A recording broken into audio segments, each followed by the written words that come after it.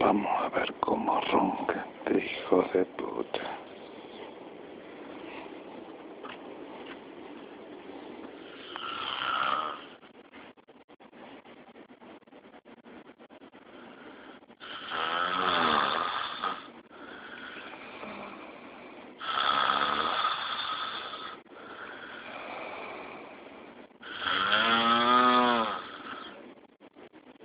No, mi perro.